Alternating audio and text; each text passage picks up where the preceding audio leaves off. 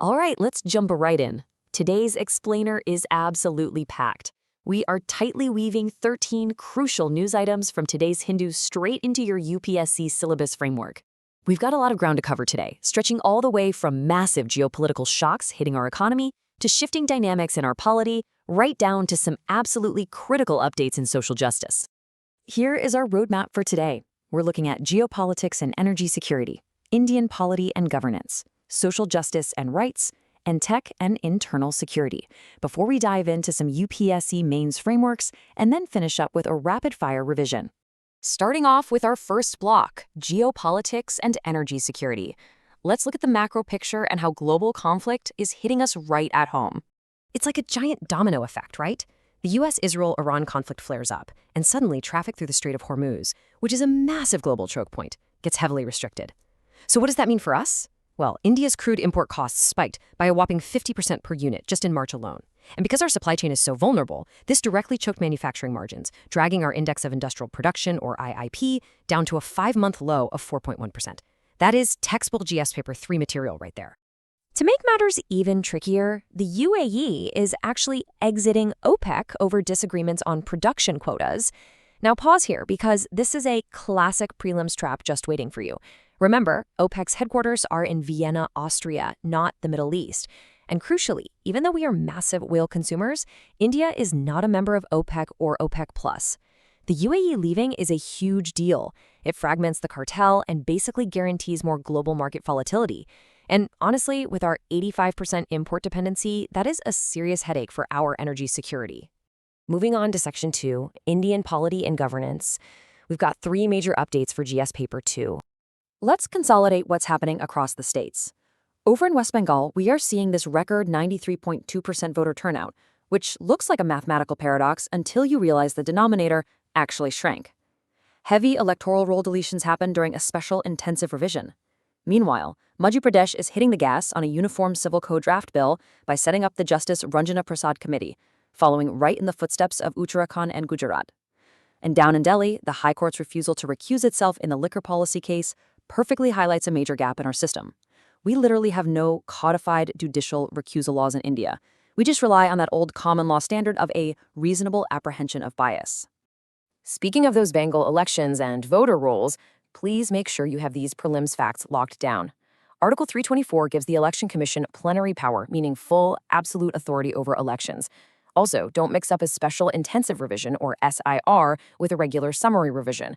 An SIR is a completely different beast. It's fundamentally much more thorough. All right, on to Block 3, social justice and rights. We are shifting our lens to health, education, and labor.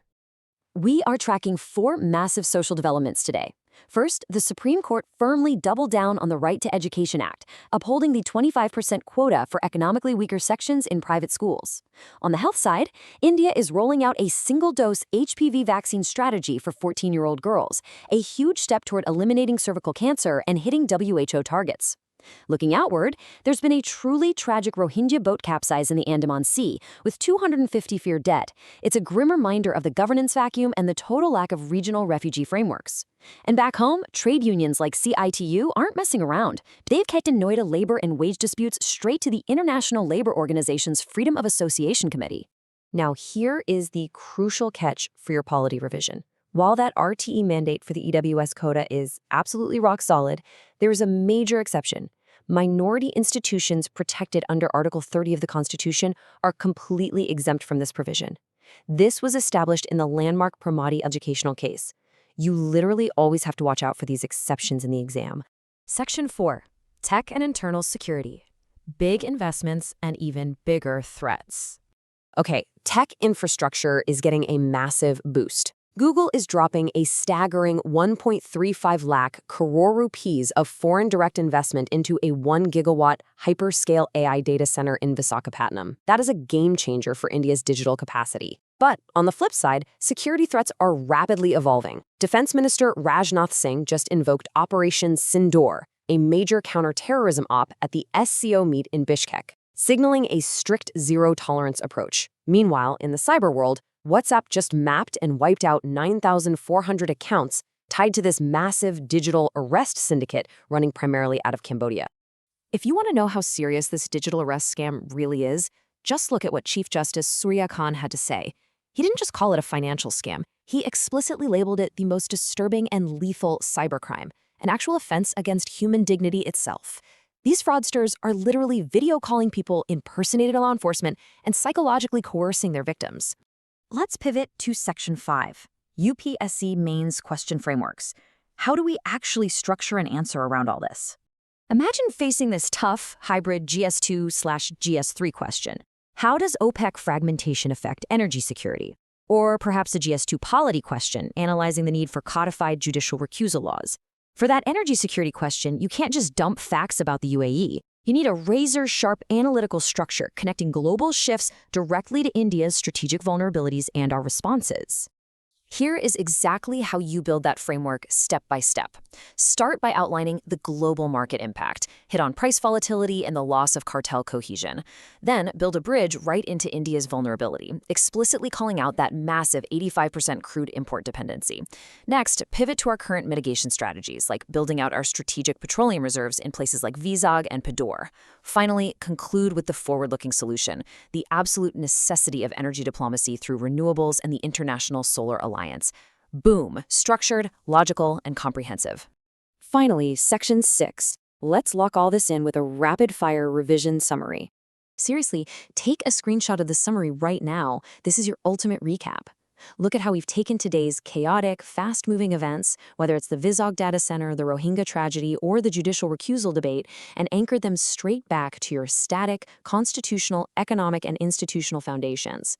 This is exactly how you need to be mapping your daily learning. Before we wrap, I want to leave you with this profound thought. At the recent SCO meet, India heavily emphasized the philosophy of Vasudeva Kutumbakam, the world is one family, but they used it to advocate for a more orderly world rather than just a new world order built on conflict. It's a brilliant ethical framework to ponder for your essays in GS Paper 4. So ask yourself, how do we actually build an orderly world in an age of such extreme fragmentation? Think on that as you review your notes. Keep learning, stay sharp, and I'll catch you in the next explainer. If you're ready to really practice all 8 mains questions from today's news, and you want to get your hands on prelims MCQs and detailed notes, go ahead and download the complete PDF. Just scan the QR code on your screen or use the link in the description to join our Telegram channel. Keep up the amazing work, stay consistent, and I will see you in the next explainer.